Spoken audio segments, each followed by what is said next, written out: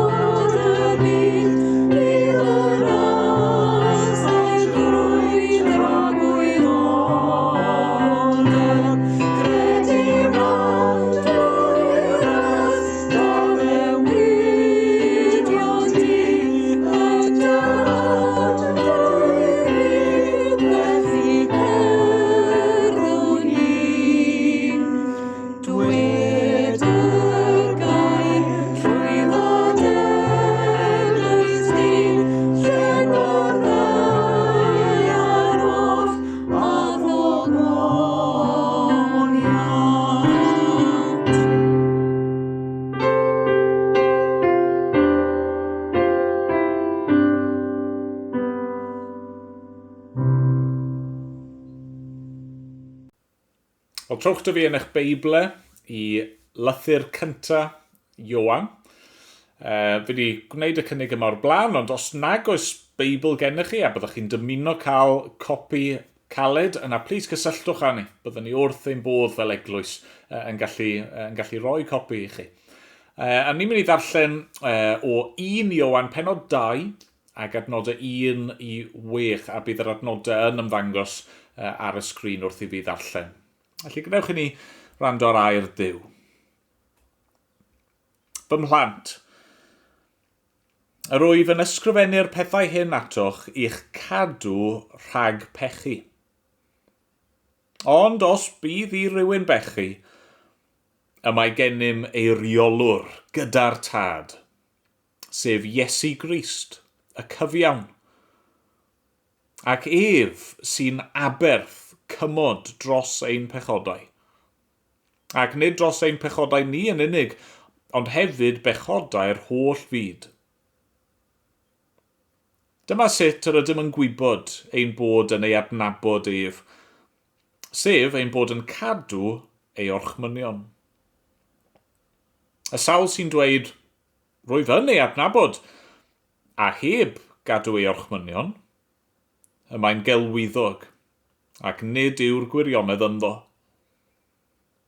Ond pwy bynnag sy'n cadw ei air ef, yn hwnnw yn wir, y mae cariad at Dduw wedi ei berffeithio.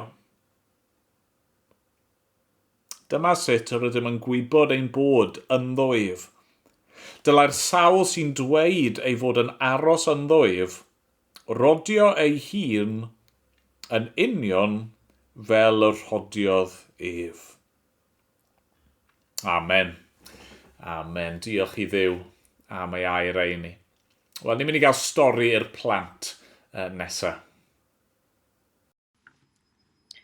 Yn stori plant, da ni'n edrych ar 1 Ioan 2, adnod 1 i 6. Mae Ioan yn ysgrifennu i Gristnogion, bobl sy'n credu'n Iesu.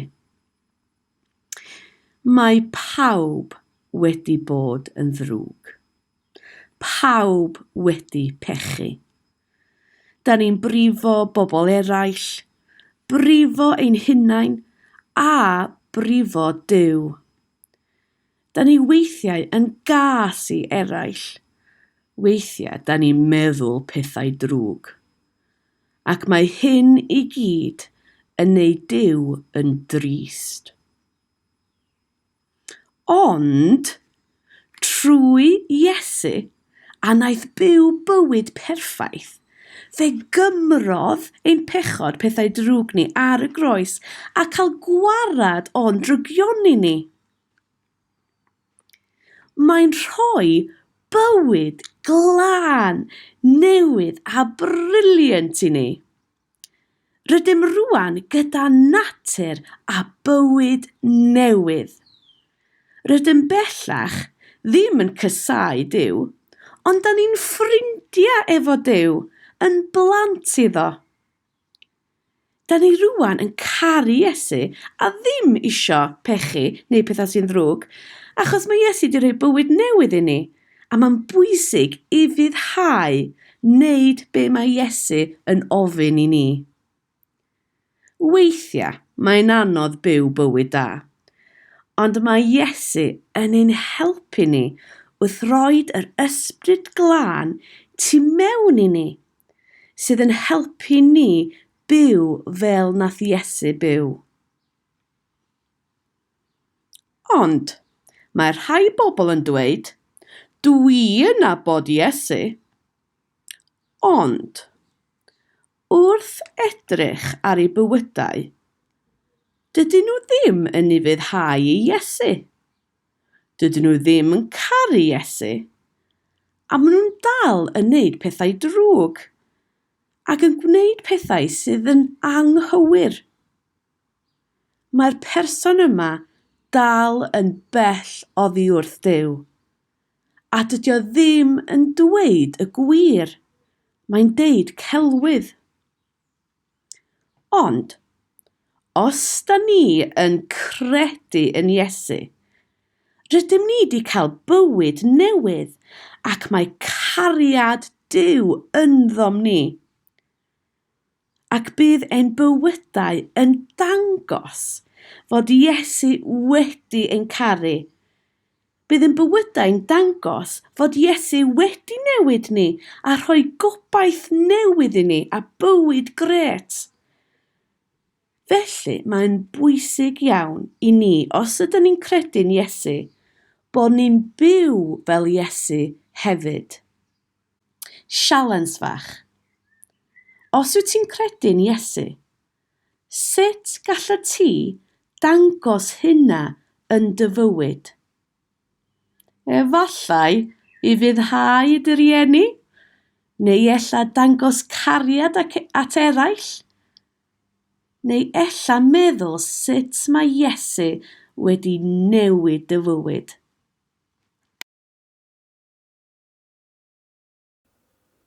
Diolch Lois. Wel, na ni weddio gyda'n gilydd yn awr. Na ni droi at yr arglwydd eto mewn gweddi. O arglwydd ein Duw i ni am ddiolch i ti yn awr am yr arglwydd Iesu Grist, y mab, y cyfiawn, yr un sydd yn aberth cymod dros ein pechodau ni a pechodau unrhyw un, trwy'r byd i gyd sy'n barod i gredu ynddo fe. Diolch am ei gariadau tuag at rai fel ni. Diolch dy fod ti o ddew wedi'n caru ni tra ni dal yn elynion i ti, dal yn ein pechodau. Tra bod ni'n dal ar goll, fe nes ti ddod i'n ceisio ni ac i'n cadw ni. Ac oedd yr arglwydd Iesu yn barod i roi fywyd drosto ni. A ni diolch fel ni wedi clywed nawr fod yn awr, y foment hon, yn eiriol, yn gweddio, fod yn cyflwyno ei hun a'i aberth a'i waith gorffenedig drosto ni o'r flaen di o dad. Fel bod na ddim nawr collfarn yn ein herbyn ni, bod na ddim cyhuddiad gan Satan yn ein herbyn ni oherwydd fod Crist wedi'n hachub ni. Diolch o arglwydd. A ni'n diolch i ti, dy fod ti wedi'n caru ni. A ni'n diolch fod gen ti gynllun a bwriadau da ar gyfer dy bobl di. Diolch, fod dy air di'n addo. Dy fod ti yn cyd drefnu pob peth daioni i'r rhai sy'n dy garu di. Arglwydd, rydyn ni yn dy garu di. A rydyn ni'n ymddiried yn o ti ac yn daddewidion di. Arglwydd, fod na bethau anodd yn gallu dod i'n rhannu, ein bod ni yn hunan yn aml yn gallu tynnu problemau ar ein pennau'n hunan, bod ni'n gallu crwydro ar y degau. Arglwydd, ni'n ymddiried yn o ti. Diolch fod y ffordd yn ôl at o ti. Diolch ein bod ni yn gallu gwybod. Dy fod ti yn mynd i'n cadw ni, ti'n mynd i barhau yn caru ni hyd y diwedd, ti'n mynd i gwblhau'r gwaith da ti wedi dechrau yno ni. Arglwydd, helpa ni felly, helpa ni i roi i un ochr y pethau yna sydd yn ein temtio ni ac yn ceisio yn baglu ni. Arglwydd, helpa ni gadw'n golwg ni arna ti o hyd. Arglwydd, helpa ni nawr wrth i ni fyfyrio ar dy air di, wrth i ni feddwl am y gwaith rwy ti yn ei wneud ac am ei wneud yn ein bywydau ni fel dy bobl. Arglwydd, helpa ni. A dad, unwaith eto ni'n gweddio, wneud i amlygu dy hunan. Falle bod y rai yn gwrando sydd ddim eto yn dy nabod di, fel tad. Sydd ddim eto wedi ymddiried yn y mab, sydd ddim eto wedi profi gwaith yr ysbryd glân yn ei uno nhw trwy ffydd ar arglwydd Iesu Grist. Arglwydd. Ni'n gweddio nawr, wneud i roi yr angen, y syched yna yn y bobl o'n cwmpas ni, dad, amdana ti dy hun. Arglwydd, helpa ni, helpa dy bobl di i fod yn weddigar ac yn ddisgwylgar amdano ti. Ti di gweithio mewn ffordd mor rymus yn y gorffennol ac arglwydd ni'n dyheu am weld ein gwlad ni yn cael ei thrawsnewid unwaith eto. Da ni'n gwybod fod angen i'r gwaith yna i ddechrau yno ni. Gweithio nawr yno ni, os gweli di fod yn dda, Dad. A mynd bod ni'n gofyn yn enw dy fab annwyl di, yr arglwydd Iesu. Amen. Amen. Ond ni ganu eto cyn bod ni'n dod i'r bregeth.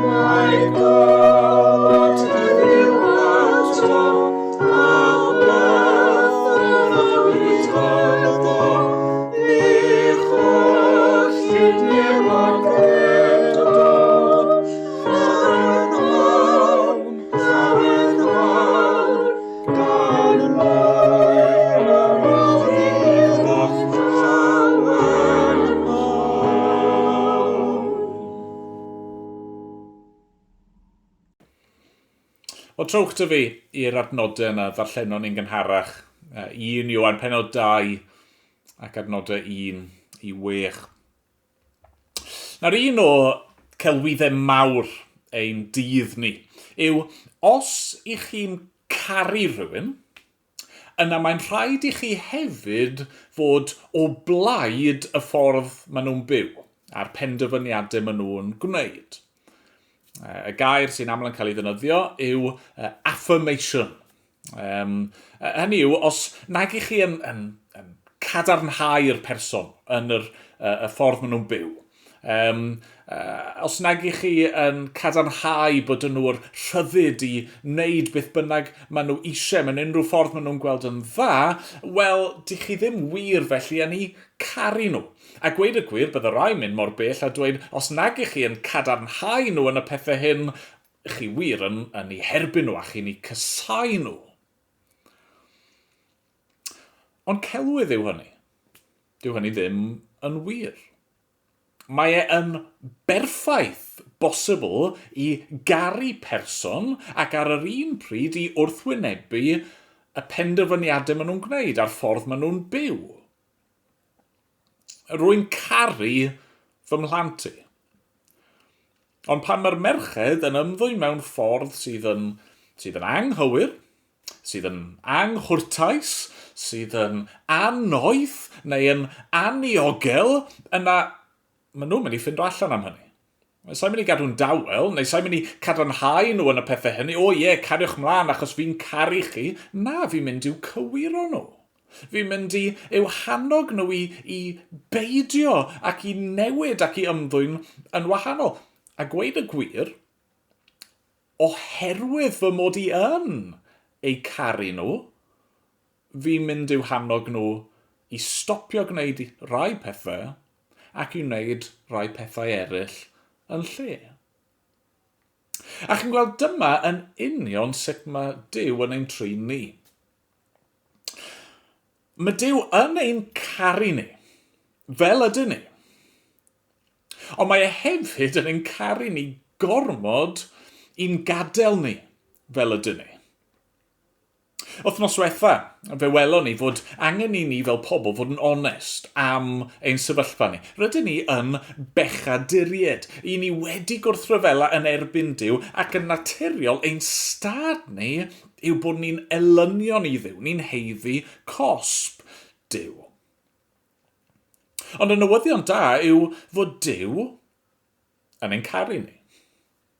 A mae e wedi trefnu ffordd i faddau i ni, a'n derbyn ni, ac i roi bywyd tragwyddol i rai fel ni trwy waed yr arglwydd Iesu Grist.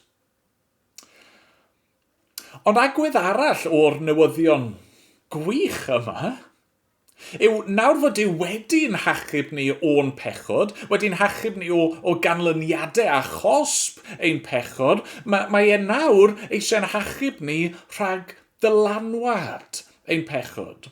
Dydy Duw ddim yn ein caru ni ac yna'n dweud, wel, cariwch ymlaen fel ydych chi, na mae'n ein caru ni ac mae e eisiau ein newid ni. Mae eisiau'n troi ni ffwrdd o'n hen ffordd o fyw. Mae eisiau'n troi ni ffwrdd o'r pechod dinistriol yna at rhywbeth gwell. A'r enw am y broses yma yw sancteiddhad. Yn Saesneg, sanctification. Dod yn fwy sanctaidd. Dod yn fwy gwahanol i'r byd o'n cwmpas ni. Dod yn fwy tebyg i yr hyn mae Duw eisiau ar ein cyfer ni. Dod yn fwy tebyg i Dduw ei hun.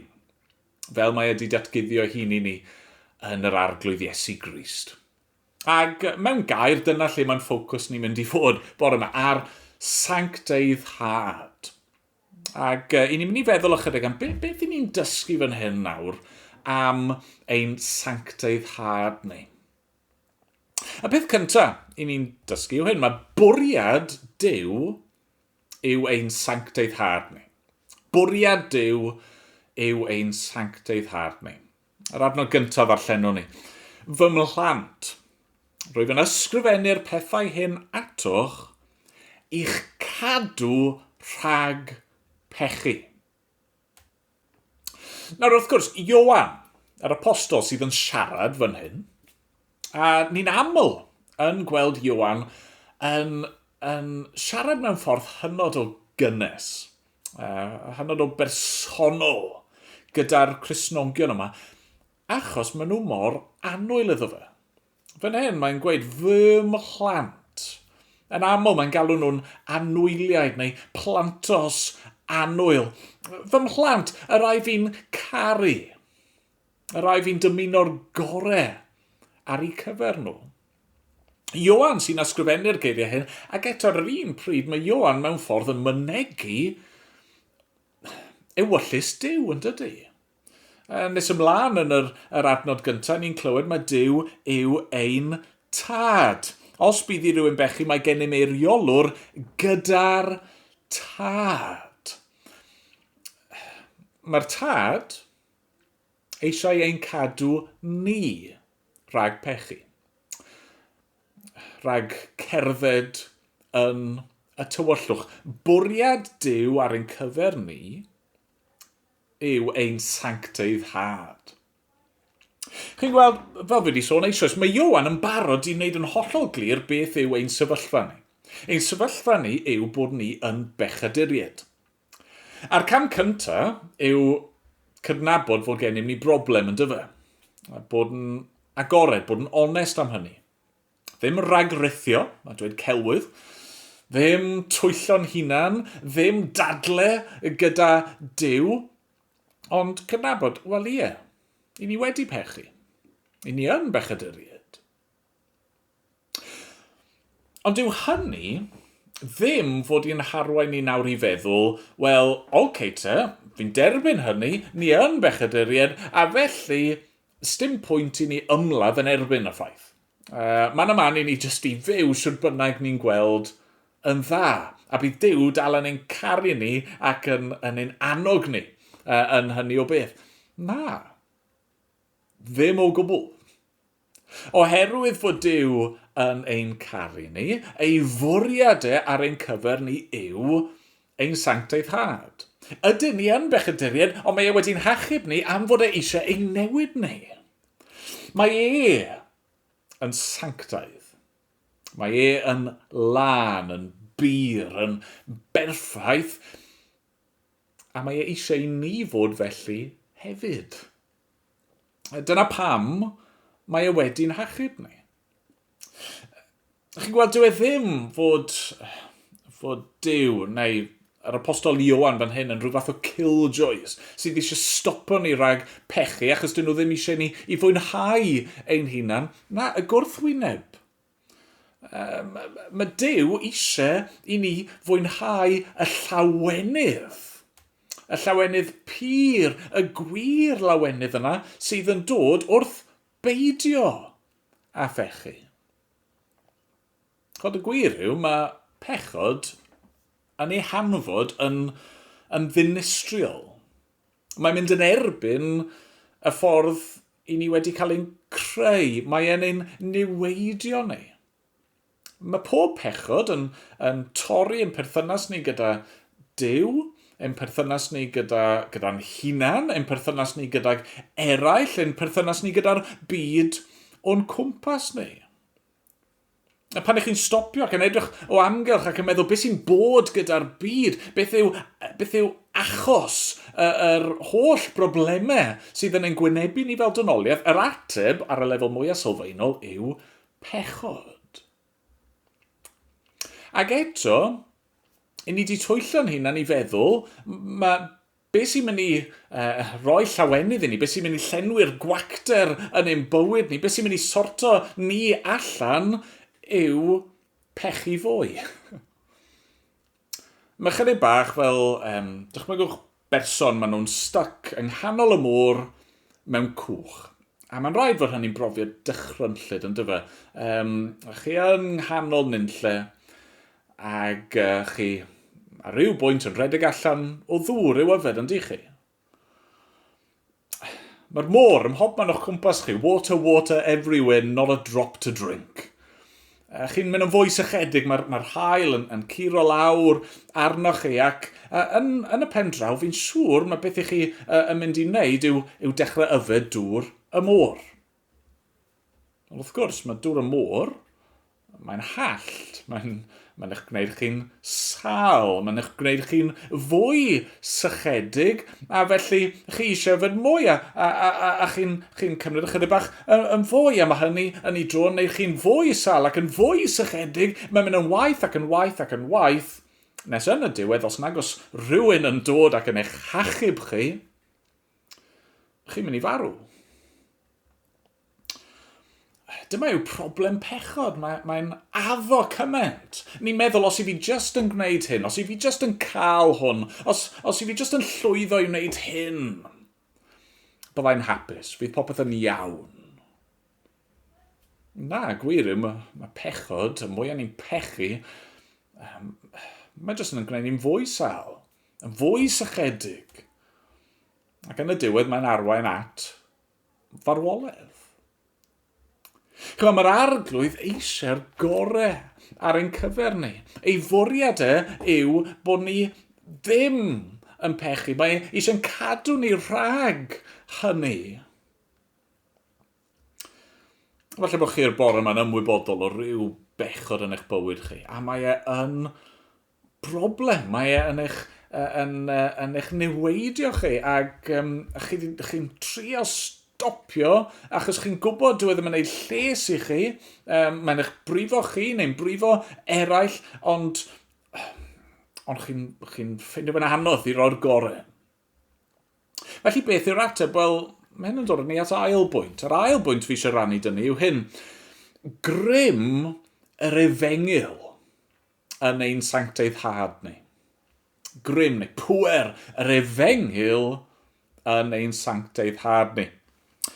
Neu ddarllen eto fy mhlan trwy fy'n ysgrifennu'r pethau hyn atoch i'ch cadw rhag pechu, ond os bydd i rywun bechu, mae gennym eiriolwr gyda'r tad, sef Iesu Grist, y cyfiawn. Ac ef sy'n aberth cymod dros ein pechodau, ac nid dros ein pechodau ni yn unig, ond hefyd bechodau'r holl fyd.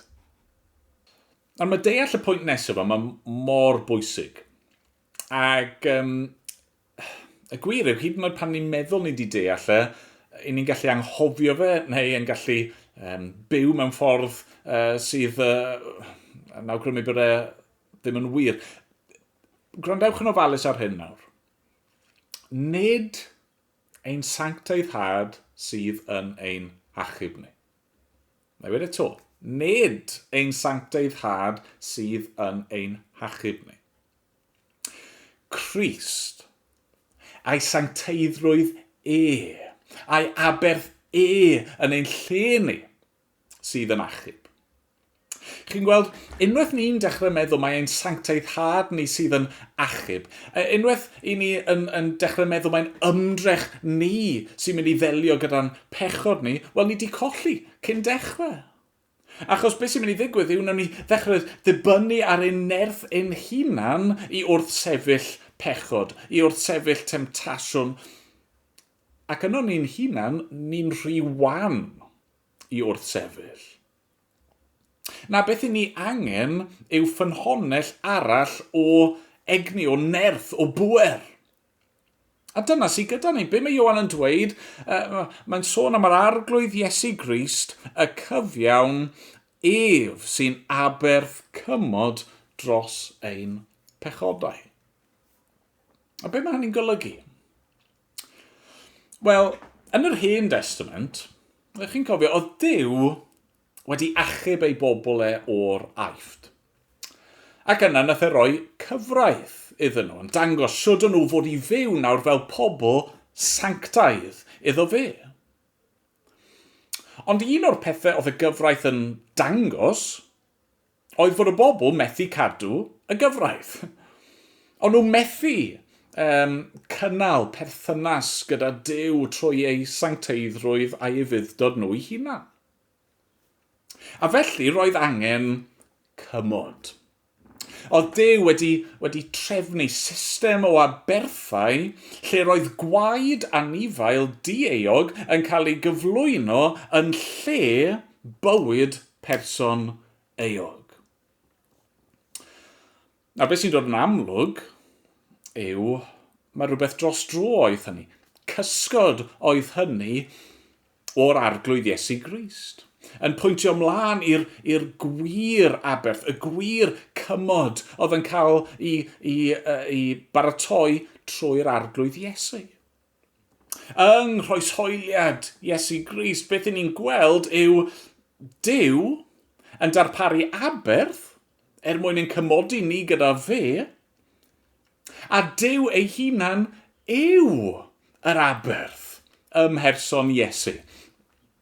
Ar y groes, roedd y mab yn diodde holl ganlyniadau ein pechod ni. Roedd y mab yn cymryd yn llwyr y gosb rydyn ni'n ei heiddi mwyn cymodi pobl pechadurus gyda Duw sanctaidd. A be mae Ioan yn dweud yw, fi eisiau cadw chi rag pechu, ond chi yn mynd i bechu. A peidiwch gadlu hynny eich gyrru chi ffwrdd oddi wrth Dduw, mae gennym ni cymod. Mae Crist wedi delio gyda'n pechod ni yn gyfan gwbl. A nid just ni, nid just Ioan a'i ddarllenwyr, a nid just chi a fi bore yma sydd wedi credu, ond unrhyw un. Dyma'r unig ffordd. Mae Ioan yn dweud nid dros ein pechodau ni'n unig, ond hefyd bechodau'r holl fyd. Unrhyw un, unrhyw le, unrhyw bryd sydd yn credu yn yr arglwydd Iesu Grist. O'ch weld, y pwynt yw dyma grym ein sancteiddad ni. Dyma siwd i ni mynd i goncro pechod, trwy wybod fod pechod yn barod wedi i choncro. Mae'n barod wedi ei ddelio gyda. Mae'r ddyled wedi thalu'n llwyr ar y groes gan Iesu. Ni wedi cael ein cymodi gyda Duw. Dyw'n pechod ni ddim mwyach yn ein gwahanu ni oddi wrtho fe, i ni wedi dod i gymundeb gyda yr arglwydd. Chi'n gweld os oedd ein sanctaidd had ni'n dibynnu ar ein nerth ni'n hunan, byddwn ni naill ai'n ymfalchio pan ni'n llwyddo, neu byddwn ni'n pellhau oddi wrth yr arglwydd pan ni'n methu. Na, meddwl Ioan, mae pechod wedi ddelio gyda unwaith ac am byll. Byth, mae gennych chi cydwybod clir nawr ger bron Duw, ac yn yr adegau hynny pan i chi yn syrthio, os bydd i rywun bechu, mae gennym eiriolwr gyda'r tad, sef Iesu Grist, y cyfiawn. Be mae Ioan yn dweud yw fod yr arglwydd Iesu Grist, y foment yma, ym mhresenoldeb y tad, ac mae e yn eiriol, mae e'n gweddio, mae e'n cyflwyno ei hun a'i aberth a'i waith gorffenedig ger bron y tad. Mae'n dweud, fy mhobol i ydyn nhw. Bod nhw yn llithro, bod nhw'n cwmpo, bod nhw'n methu, nhw yw rhai rwy ti wedi roi i fi. Mae Iesu'n dweud, fi wedi talu'r pris drostyn nhw. Dyw'r diafol ddim efo nerth drostyn nhw. Does na ddim cyhyddiad yn ei herbyn nhw mwyach. Pan i ni'n stryglo, pan i ni'n cael ein temtio, ac hyd yn oed yn yr adegau hynny pan i ni'n methu, pan i ni'n pechu, grym ein sanctaidd had ni yw i edrych i ffwrdd o'n hunan ac edrych ato fe, Crist, y cyfiawn. Yr un nath roi ei fywyd trosto ni, yr un nath atgyfodi ar ein rhan ni, yr un sydd nawr yn eiriol, yn y nef, dros ei bobl. Nawr mae hwn yn dod yn ei at cwestiwn arall, sef, sut felly mae sanctaidd had yn edrych? Os mae bwriad Duw yw ein sanctaidd had ni, ac os yw yr efengil yn rhoi'r grym i ni i allu newid, siwr mae'n edrych? A'n trydydd pwynt ni yw hyn, tystiolaeth gweithredoedd un sanctaidd had ni. Tystiolaeth gweithredoedd un sanctaidd had. Mewn un ystod, mae'n ddigon syml. Sut mae sanctaidd had yn edrych? Wel, mae'n edrych fel bywyd sydd yn cael ei newid. Ni'n byw nawr mewn ffordd sydd yn dangos pwy ydyn ni yn yr arglwydd Iesu Grist. Yn dangos beth sydd wedi digwydd yn ein bywydau ni. Bod ni wedi derbyn maddeuant, bod grym pechod drosto ni wedi thorri, a bod ni nawr yn byw iddo fe. Adnod 3. Dyma sut yr ydym yn gwybod ein bod yn ei adnabod ef, sef ein bod yn cadw ei orchmynion. Y sawl sy'n dweud, rwyf yn ei adnabod, a heb gadw ei orchmynion, mae'n gelwyddog, ac nid yw'r gwirionedd ynddo. Ond pwy bynnag sy'n cadw ei air ef, yn hwnnw yn wir, mae cariad at Dduw wedi ei berffeithio. Nawr unwaith eto, mae'r drefn fan hyn mor bwysig. Wel, dim ond pan i ni wedi cael ein hachub, wedi cyffesu'n pechod, wedi'n cymodi a Duw, dim ond pan i ni nawr yn ei adnabod a mewn perthynas gyda fe, ydyn ni'n gallu cael ein sancteiddio. Heb hynny, y cwbl sy'n wir amdano ni yw bod ni jyst yn cyflawni gweithredoedd oer a gwag a diwerth.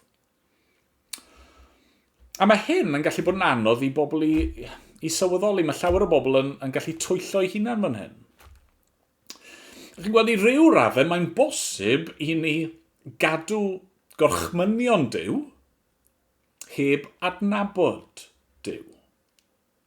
Mae'r arglwydd wedi rhoi cydwybod i bob un person ar wyneb ddaear. A felly mae'n bosib i berson i fyw mewn ffordd sydd yn hynod o barchus, yn hynod o dda, yn hynod o grefyddol. Ond maen nhw'n gwneud hynny mwyn ceisio cyfiawnhau eu hunan. Maen nhw'n gwneud hynny mwyn dibynnu ar eu gweithredoedd da nhw yn hytrach na dibynnu ar Dduw, dibynnu ar Iesu, yr aberth cymod. Chwyd, y cwestiwn pwysig fan hyn yw, beth yw'n cymhellion ni? Mae Ioan yn sôn fan hyn am gariad at Dduw. Ydyn ni'n caru Duw? Ydyn ni'n caru'r arglwydd Iesu? Efe dyna pam i ni'n gwneud y pethau yma. Bydd sancteiddhad yn dangos ei hunan yn ein gweithredoedd, mewn bywyd sydd yn cael ei thrawsnewid. Ond y cwestiwn yw, pam bod ni'n gwneud hynny? Pam bod ni'n ceisio ufuddhau? Ife oherwydd bod ni'n caru yr arglwydd? Dwedodd Iesu yn do, welon ni yn Efengil Ioan, os cerwch fi, fe gedwch fy ngorchmynion. A dyna'r prawf, yn dyfe? Dyna pam i ni yn ufuddhau. Felly, beth yw'r gorchmynion yma? Beth yw'r dystiolaeth? Beth yw'r gweithredoedd sydd fod i amlygu hunan yno ni? Wel, mae llawer gallwn ni ddweud wrth gwrs, ond mae yna rai pethau yn amlwg yn neidio allan o ddysgeidiaeth yr arglwydd Iesu. Edifarhewch a chredwch yr Efengil, dyna gorchymyn yr arglwydd Iesu. Trowch o'ch pechod a chredwch yno fi. Dilynwch fi yw gorchymyn Iesu. Gadewch eich hen ffordd o fyw, canlynwch fi. Car yr arglwydd. Car dy gymydog. Car dy elynion. Dyna gorchymyn Iesu. Bywyd llawn cariad at Dduw, cariad at y bobl o'n cwmpas, hyd yn oed cariad at y bobl sydd yn ein casau ni. Ceisiwch teyrnas Dduw yw gorchymyn Iesu. Bod ni i fod i geisio lledaenu teyrnas Dduw yn y byd yma. Bod ni i rannu cariad Dduw ag eraill, cyhoeddi yr Efengil yma. Ceisio bod teyrnas Dduw yn amlygu hunan y mywydau pobl yn y byd. Gwnewch i eraill fel y byddwch chi'n dymuno iddyn nhw wneud i chi yw gorchymyn Iesu. Ymwadwch a'ch hunan. Codwch eich croes. Gwasanaethwch yw gorchymyn Iesu. Bod ni'n rhoi'r hunan i farwolaeth ac yn rhoi eraill yn gyntaf. Ewch i'r holl fyd. Gnewch ddisgyblion, gan i bedyddio hwy yn enw'r Tad a'r Mab a'r Ysbryd Glân, a'i dysgu nhw i gadw fy ngorchmynion ni. Dyma gorchymyn Iesu i fynd ar Efengil i'r holl fyd a dysgu'r genhedlaeth nesaf i gadw gorchmynion Crist. Efe dyma'r math o fywyd i chi'n ei fyw. Os ych chi'n Gristion, dyma yw bwriad Duw ar eich cyfer chi, a mae wedi rhoi'r grym a'r adnoddau i chi allu wneud hynny, trwy waith yr Ysbryd Glân yno chi. Bwriad Duw i chi, os nag ych chi'n Gristion, yw mae am eich troi chi o'r pechod newidiol yma. Mae am eich cymodi chi a fe ei hun trwy aberth yr arglwydd Iesu, a mae eisiau chi nawr i fyw bywyd o ufuddod. Y bywyd gorau posib ar eich cyfer. Bywyd sydd yn dilyn y cynllun, y blueprint chi wedi'ch creu ar ei gyfer e. Bywyd o weithredoedd da mae Duw wedi ei drefnu i ni o'r cychwyn. Nawr falle ar y pwynt yma bod chi'n meddwl eich hunan, wel, Ond mae hynny gyd yn swnio chydig bach yn oeraidd. Chydig bach yn legalistic. Y pwyslais mawr yma ar ufuddod ac ar weithredoedd. Nawr, os ych chi wedi dod i'r casgliad yna, wel, maddeuwch i fi, os wedi gwneud fy hunan yn ddigon clir, mae'n rhaid. Chi weld, dyw e ddim yn beth oeraidd. Bwriad y tad ar ein cyfer ni. Grym y mab yn ein bywyd ni. Nerth yr ysbryd glân yn ein trawsnewid ni. Dyw e ddim yn oeraidd. Ond, os chi dal dan yr argraff hynny, mae yna un pwynt ola i fi am i ni i weld, sef mae nod ein sancteiddad yw Crist. Yr arglwydd Iesu Grist yw nod ein sancteiddad ni. Adnod 5. Pwy bynnag sy'n cadw ei air ef yn hwnnw'n wir, mae cariad at Dduw wedi ei berffeithio. Dyma sut yr ydym yn gwybod ein bod ynddo ef. Dyla'r sawl sy'n dweud ei fod yn aros ynddo ef, rodio ei hun yn union fel y rhodiodd ef. Chi'n gweld ffordd arall o ddisgrifio sancteiddad yw hyn. Ein bod ni'n dod yn fwy tebyg i'r un rydyn ni'n ei garu, yr arglwydd Iesu Grist. Dyma'r nod. Dyma pam mae Duw wedi gweithio yn y ffordd yma yn ein bywydau ni. Mwyn i'r arglwydd Iesu i amlygu ei hun ac i gael ei ogoneddu fel mae yn ei heiddi. Yn ei lythyr at y Rufeiniaid, mae'r Apostol Paul yn ysgrifennu hyn am bobl Dduw, Rufeiniaid 8:29, oherwydd cyn ei bod hwy, fe'i hadnabu. Hynny yw, mae Duw wedi adnabod nhw a'i rhag ordeinio i fod yn unffurf ac unwydd a'i fab. Fel mae cyntaf anedig fyddai ef ymhlith pobl lawer.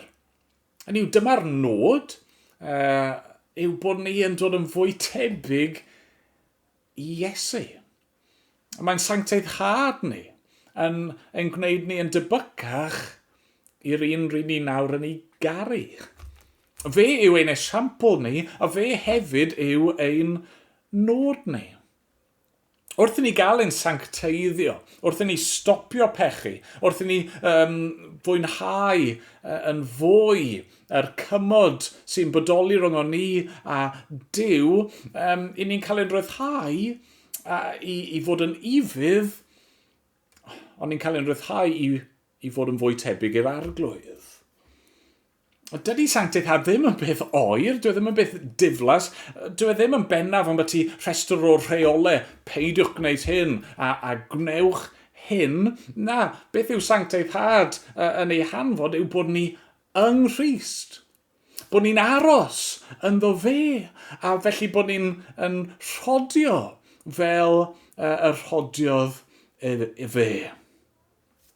Os dim byd gwell na hynny. Mae'n hyfryd, mae'n brydferth, mae'n wych, mae'n y peth gorau ar ein cyfer ni. Mae'r merched yn ein tŷ ni yn hoffi chwarae efo toes, efo Play-Doh. Ac be maen nhw'n gwneud yw maen nhw'n cymryd yr lwmp digon hyll, di-siap o glai, a maen nhw'n ei ffurfio fe. Yn aml iawn maen nhw'n gwasgu mewn i rhywbeth o mold. Ac yna ni i dynnu ei ffwrdd ac yn dangos yr siapau hyfryd, yr siapau prydferth yma maen nhw yn ei creu. Yn ein sancteiddad ni, mae'r tad yn cymryd ein bywydau di-siap, hyll, afluniaidd ni. A be mae'n gwneud? Mae'n gosod stamp yr arglwydd Iesu arno ni. Mae'n ein moldio ni, yn ein plygu ni, yn ein newid ni, yn ein ffurfio ni. I fod, yn unffurf ac yn unwydd a'i fab annwyl ei hun. Mae'r tad yn ein newid ni i fod yn brydferth yn ei olwg ei. Chi'n gweld y pwynt? Pam meddwl am sancteiddad? Wel, achos fi eisiau sancteiddad. Os chi'n Gristion, dylsech chi fod eisiau hyn achos chi eisiau bod yn fwy tebyg i'r arglwydd Iesu Grist. A mae hynny'n bosib. Am fod Duw wedi'n caru ni. A dwi ddim jyst i gweud, wel, fi'n caru chi felly ffwrdd â chi, gwnewch fel i chi eisiau. Na, mae wedi'n caru ni ydy dweud mae gen i gynllun gwell ar eich cyfer chi. Mwyn ei enw. Amen. Amen. Wel, ganon ni emyn arall gyda'n gilydd cyn bod ni'n gorffen.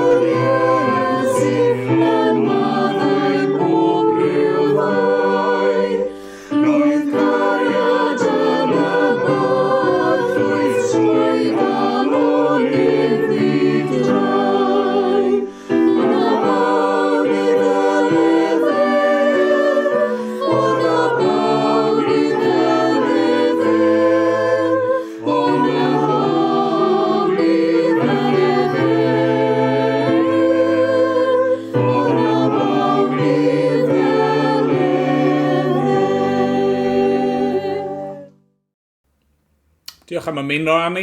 Y bore yma, gael eich atgoffa chi fod gennym ni oedfaon byw ar hyn o bryd ar Brynhawn Sul am 5 o'r gloch yn yr Eglwys Newydd. Os ych chi'n dymuno dod i'r cyfarfodydd hynny, plis anfonwch neges e-bost i ni i'r cyfeiriad fydd yn ymddangos mewn ychydig bach. Ond am nawr, gadewch i ni weddio a chyflwyno'n hunan i'n harglwydd ni. Dad sanctaidd, rydyn ni yn ymostwng wrth blaen di, ac arglwydd rydyn ni yn rhyfeddu arno ti. Ni eisiau cydnabod dy fawredd di, dy ddaioni di, dy sblander di, dy nerth di.